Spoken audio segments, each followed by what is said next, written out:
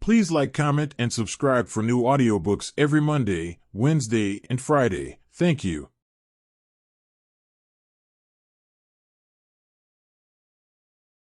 The Doom That Came to Sarnath by H.P. Lovecraft. There is in the land of Nar a vast still lake that is fed by no stream and out of which no stream flows. 10,000 years ago there stood by its shore the mighty city of Sarnath, but Sarnath stands there no more. It is told that in the immemorial years when the world was young, before ever the men of Sarnath came to the land of Nar, another city stood beside the lake, the gray stone city of Ib, which was old as the lake itself, and peopled with beings not pleasing to behold. Very odd and ugly were these beings, as indeed are most beings of a world yet inchoate and rudely fashioned. It is written on the brick cylinders of Kadatheron that the beings of Ib were in hue as green as the lake and the mists that rise above it, that they had bulging eyes, pouting, flabby lips, and curious ears, and were without voice. It is also written that they descended one night from the moon in a mist, they and the vast still lake and gray stone city Ib.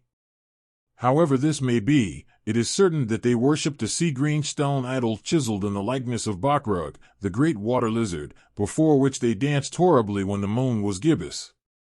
And it is written in the papyrus of Alarnik that they one day discovered fire, and thereafter kindled flames on many ceremonial occasions.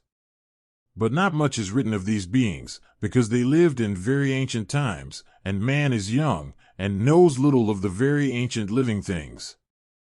After many eons men came to the land of Nar, dark shepherd folk with their fleecy flocks, who built Thra, Alarnik, and Kadatheron on the winding river Ai. And certain tribes, more hardy than the rest, pushed onto the border of the lake and built Sarnath at a spot where precious metals were found in the earth. Not far from the gray city of Ib did the wandering tribes lay the first stones of Sarnath, and at the beings of Ib they marveled greatly. But with their marveling was mixed hate, for they thought it not meet that beings of such aspect should walk about the world of men at dusk. Nor did they like the strange sculptures upon the gray monoliths of Ib, for those sculptures were terrible with great antiquity.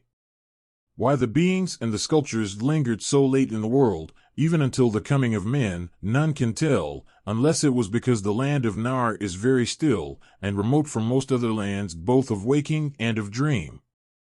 As the men of Sarnath beheld more of the beings of Ib their hate grew, and it was not less because they found the beings weak, and soft as jelly to the touch of stones and spears and arrows.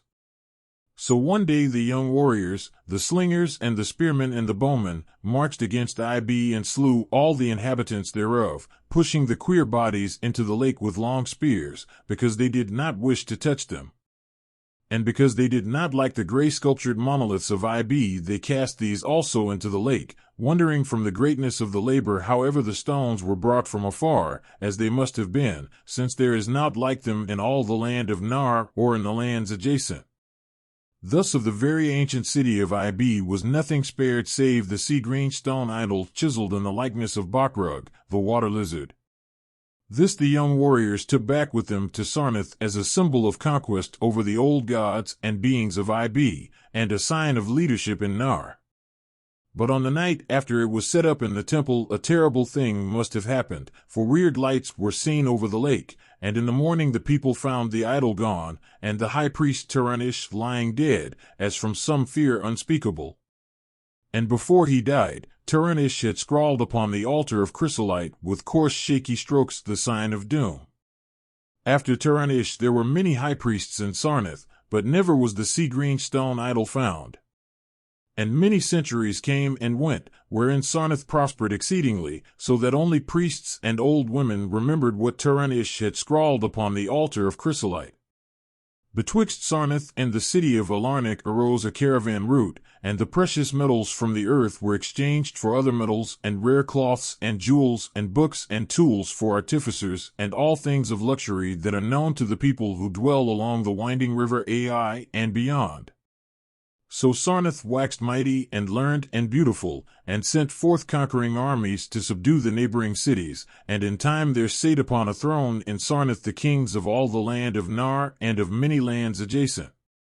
The wonder of the world and the pride of all mankind was Sarnath the Magnificent. Of polished desert quarried marble were its walls, in height 300 cubits and in breadth 75, so that chariots might pass each other as men drave them along the top. For full 500 stadia did they run, being open only on the side toward the lake, where a green stone sea-wall kept back the waves that rose oddly once a year at the festival of the destroying of Ib. In Sarnath were 50 streets from the lake to the gates of the caravans, and 50 more intersecting them.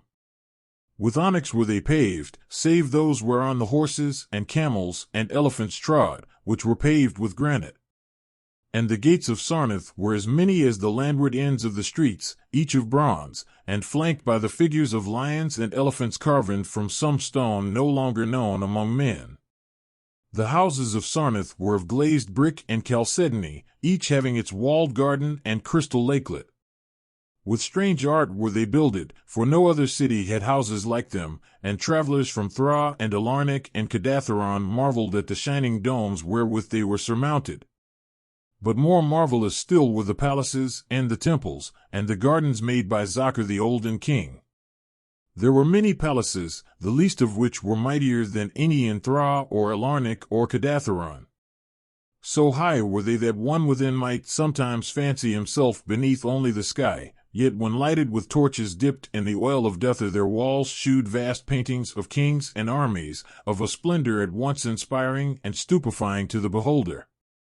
Many were the pillars of the palaces, all of tinted marble, and carven into designs of surpassing beauty. And in most of the palaces the floors were mosaics of beryl and lapis lazuli and sardonyx and carbuncle and other choice materials, so disposed that the beholder might fancy himself walking over beds of the rarest flowers. And there were likewise fountains, which cast scented waters about in pleasing jets arranged with cunning art. Outshining all others was the palace of the kings of Nar and of the lands adjacent. On a pair of golden crouching lions rested the throne, many steps above the gleaming floor. And it was wrought of one piece of ivory, though no man lives who knows whence so vast a piece could have come. In that palace there were also many galleries, and many amphitheaters where lions and men and elephants battled at the pleasure of the kings. Sometimes the amphitheaters were flooded with water conveyed from the lake in mighty aqueducts, and then were enacted stirring sea fights, or combats betwixt swimmers and deadly marine things. Lofty and amazing were the 17 tower-like temples of Sarnath, fashioned of a bright multicolored stone not known elsewhere. A full 1,000 cubits high stood the greatest among them, wherein the high priests dwelt with a magnificence scarce less than that of the kings. On the ground were halls as vast and splendid as those of the palaces, where gathered throngs in worship of Zokaler and Tamash and Loban, the chief gods of Sarnath, whose incense-enveloped shrines were as the thrones of monarchs. Not like the icons of other gods were those of Zokaler and Tamash and Loban, for so close to life were they that one might swear the graceful bearded gods themselves sate on the ivory thrones. And up unending steps of shining zircon was the tower chamber, wherefrom the high priests looked out over the city and the plains and the lake by day, and at the cryptic moon and significant stars and planets, and their reflections in the lake, by night. Here was done the very secret and ancient rite in detestation of Bakrug, the water lizard, and here rested the altar of chrysolite which bore the doom scrawl of Turanish. Wonderful likewise were the gardens made by Zakr the Olden king. In the center of Sarnath they lay, covering a great space and encircled by a high wall. And they were surmounted by a mighty dome of glass, through which shone the sun and moon and stars and planets when it was clear, and from which were hung fulgent images of the sun and moon and stars and planets when it was not clear. In summer the gardens were cooled with fresh odorous breezes skillfully wafted by fans, and in winter they were heated with concealed fires, so that in those gardens it was always spring. There ran little streams over bright pebbles, dividing meads of green and gardens of many hues, and spanned by a multitude of bridges. Many were the waterfalls in their courses, and many were the lilied lakelets into which they expanded. Over the streams and lakelets rode white swans, whilst the music of rare birds chimed in with the melody of the waters. In ordered terraces rose the green banks, adorned here and there with bowers of vines and sweet blossoms, and seats and benches of marble and porphyry. And there were many small shrines and temples where one might rest or pray to small gods. Each year there was celebrated in Sarnath the feast of the destroying of IB, at which time wine, song, dancing, and merriment of every kind abounded. Great honors were then paid to the shades of those who had annihilated the odd ancient beings, and the memory of those beings and of their elder gods was derided by dancers and lutanists crowned with roses from the gardens of Zakar. And the kings would look out over the lake and curse the bones of the dead that lay beneath it. At first the high priests liked not these festivals, for there had descended amongst them queer tales of how the sea-green icon had vanished, and how Taranish had died from fear and left a warning. And they said that from their high tower they sometimes saw lights beneath the waters of the lake. But as many years passed without calamity, even the priests laughed and cursed and joined in the orgies of the feasters. Indeed, had they not themselves, in their high tower, often performed the very ancient and secret rite in detestation of Bakrug, the water lizard? And 1,000 years of riches and delight passed over Sarnath, wonder of the world and pride of all mankind. Gorgeous beyond thought was the feast of the 1,000th year of the destroying of IB. For a decade had it been talked of in the land of Nar, and as it drew nigh there came to Sarnath on horses and camels and elephants men from Thra, Alarnik, and Kedatharon, and all the cities of Nar and the lands beyond. Before the marble walls on the appointed night were pitched the pavilions of princes and the tents of travelers, and all the shore resounded with the song of happy revelers. Within his banquet hall reclined Narjis-Hay, the king, drunken with ancient wine from the vaults of conquered Nath, and surrounded by feasting nobles and hurrying slaves. There were eaten many strange delicacies at that feast, peacocks from the Isles of Nerial in the Middle Ocean, young goats from the distant hills of Implon, heels of camels from the Nazik Desert, nuts and spices from Sidathrian groves, and pearls from wave-washed Thal dissolved in the vinegar of Thra. Of sauces there were an untold number, prepared by the subtlest cooks in all Nar, and suited to the palate of every feaster. But most prized of all the viands were the great fishes from the lake, each of vast size, and served up on golden platters set with rubies and diamonds. Whilst the king and his nobles feasted within the palace, and viewed the crowning dish as it awaited them on golden platters, others feasted elsewhere. In the tower of the great temple the priests held revels, and in pavilions without the walls the princes of neighboring lands made merry. And it was the high priest Nikah who first saw the shadows that descended from the gibbous moon into the lake, and the damnable green mists that arose from the lake to meet the moon and to shroud in a sinister haze the towers and the domes of fated Sarnath. Thereafter those in the towers and without the walls beheld strange lights on the water, and saw that the grey rock Acurian, which was wont to rear high above it near the shore, was almost submerged. And fear grew vaguely yet swiftly, so that the princes of Alarnik and of Far Rokal took down and folded their tents and pavilions and departed for the river Ai, though they scarce knew the reason for their departing. Then, close to the hour of midnight, all the bronze gates of Sarnath burst open and emptied forth a frenzied throng that blackened the plain, so that all the visiting princes and travelers fled away in fright.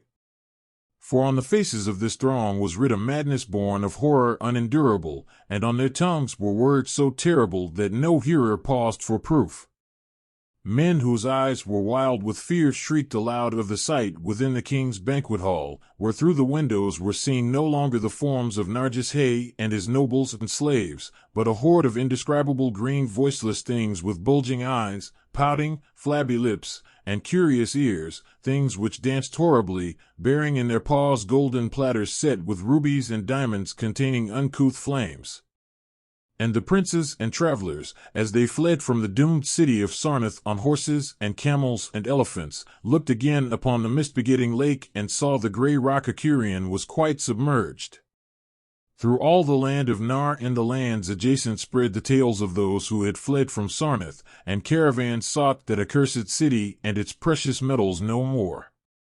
It was long ere any traveler went thither, and even then only the brave and adventurous young men of distant Felona dared make the journey, adventurous young men of yellow hair and blue eyes, who are no kin to the men of Nar. These men indeed went to the lake to view Sarnath, but though they found the vast still lake itself, and the grey rock Acurion which rears high above it near the shore, they beheld not the wonder of the world and pride of all mankind. Where once had risen walls of 300 cubits and towers yet higher, now stretched only the marshy shore, and where once had dwelt 50 millions of men, now crawled only the detestable green water lizard. Not even the mines of precious metal remained, for doom had come to Sarnath.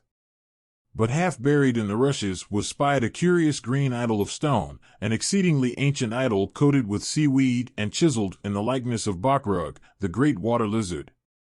That idol, enshrined in the high temple at Alarnec, was subsequently worshipped beneath the gibbous moon throughout the land of Nar.